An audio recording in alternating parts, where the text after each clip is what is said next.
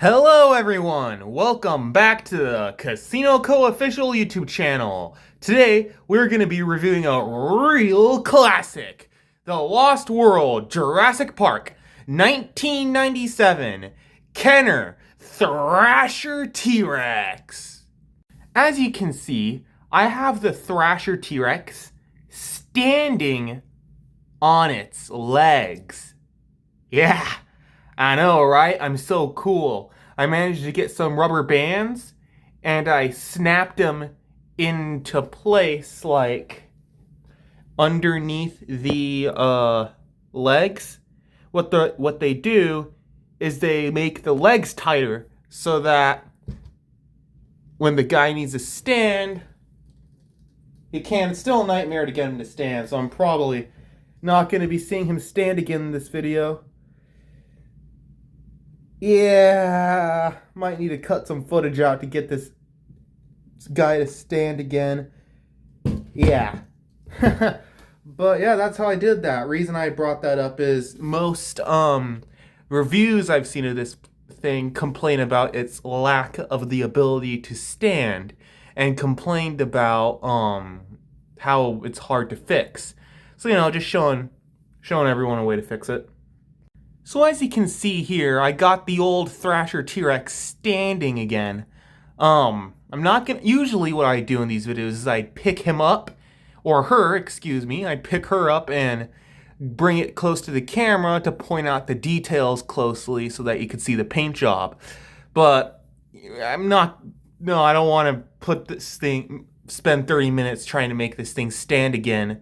So, I'm going to be like a high school teacher with a ruler pointing at a chalkboard, but instead I'll be with a pencil and a dinosaur. So, yeah, here we go.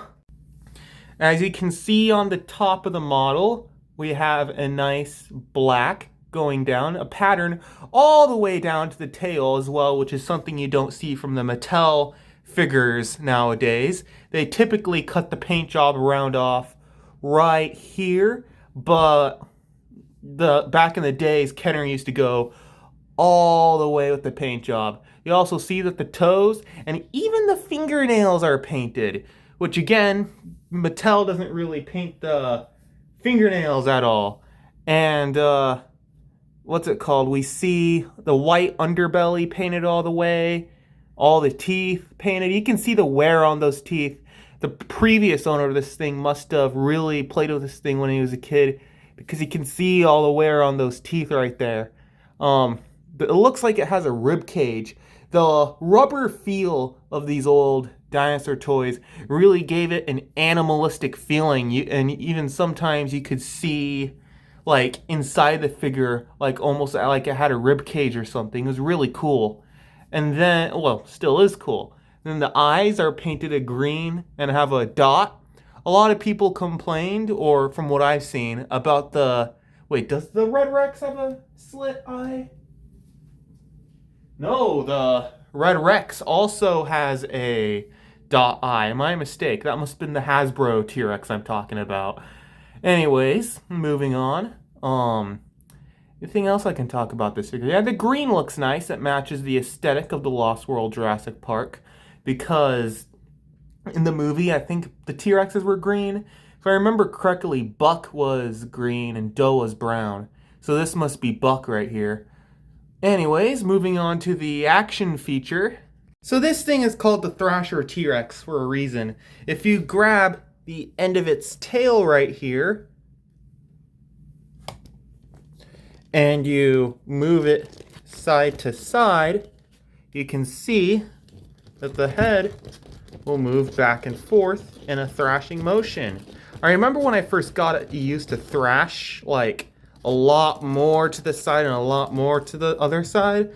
But as the time has gone off since 1997, which is almost 30 years ago, this thing's thrashing mechanism has gotten a little more less working, archaic, I don't know.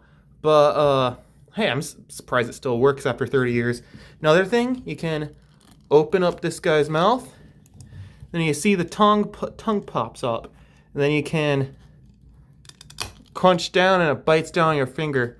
I remember the Gaming Beaver or some other YouTuber said that back in the days, this thing used to really bite down on your finger when it snapped down. Also, I wouldn't recommend stretching its jaw open too much, because as you can see on the corner over there, there's starting to be some tearing.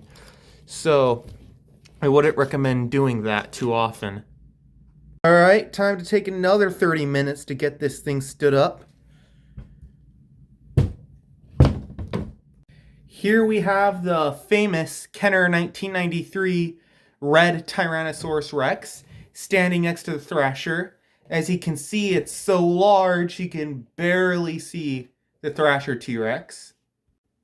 Here we have the Thrasher T-Rex next to the Stomp and Strike T-Rex, this atrocious thing.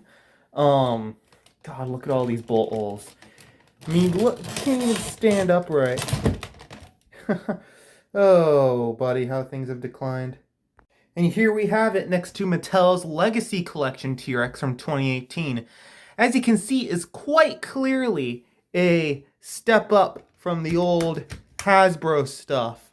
But, what's it called? It's definitely not nearly as close as the Thrasher T-Rex quite yet. Still got to work on the paint on the fingernails and down the tail here. As you can see, the beautiful tiger printing on the Thrasher T-Rex behind it. Alright everyone, that's going to have to wrap it up for my review of the Thrasher T-Rex from 1997. I hope you enjoyed, and please make sure to like and subscribe so that I can reach 1,000 subscribers before I die of old age. Bye-bye. Dang it!